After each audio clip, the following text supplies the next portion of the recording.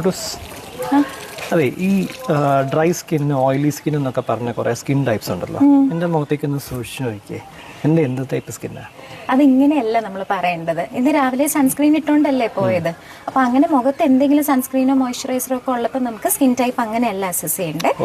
പോയി ഒന്ന് gentle face wash വെച്ചൊന്ന് മോൻ കഴുകണം. മോൻ തുടച്ച് 1 മണിക്കൂർ റൂം ടെമ്പറേച്ചറിൽ നിൽക്കണം. AC ഒന്നും ഇടരുത്. റൂം ടെമ്പറേച്ചറിൽ നിന്ന് കഴിയുമ്പോൾ എങ്ങനെയാണ് നമ്മുടെ സ്കിൻ ബിഹേവ് ചെയ്യുന്നതെന്ന് അതനുസരിച്ചാണ് സ്കിൻ ടൈപ്പ്. അപ്പം അത് എളുപ്പത്തിന് നമ്മുടെ സ്കിന്നിനെ 2ആയിട്ട് തിരിക്കാം. ഈ നെറ്റി, മൂക്കും ചിന്നും വരുന്നതിന് T സോണെന്ന്, T ഷേപ്പിലല്ലേ. പിന്നെ ഈ 2 കവിളും താടിയും വരുന്നതിന് U സോണെന്നും പറയാം.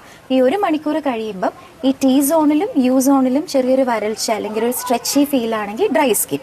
ഇനി T സോണിലും U സോണിലും ചെറിയൊരു ഷൈനി ഫീലാണ്, അല്ലെങ്കിൽ ചെറിയൊരു എണ്ണമയം പോലെയാണെങ്കിൽ ഓയിലി സ്കിൻ.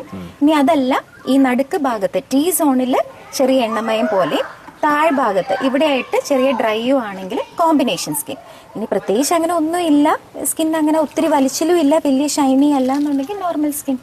അല്ല, അപ്പോൾ ഈ സ്കിൻ ടൈപ്പ് ഡ്രൈ ആണോ ഓയിലി ആണോ എന്ന് അറിഞ്ഞിട്ട് എന്താ ഡിഫറൻസ്, എന്താ അതുകൊണ്ടുള്ള പ്രയോജനം? അതാണ് ഏറ്റവും ഇമ്പോർട്ടന്റ്. നമ്മുടെ സ്കിന്നിന്റെ ടൈപ്പ് അനുസരിച്ചാണ് നമ്മുടെ സ്കിന്നിലെ ഓരോ പ്രോഡക്റ്റും എന്താണ് നമ്മൾ അപ്ലൈ ചെയ്യേണ്ടതെന്ന് ഈ സ്കിൻ ടൈപ്പിനെ ബേസ് ചെയ്താണ് ഒരു സൺസ്ക്രീൻ പോലും വരുന്നത്. ഓക്കെ.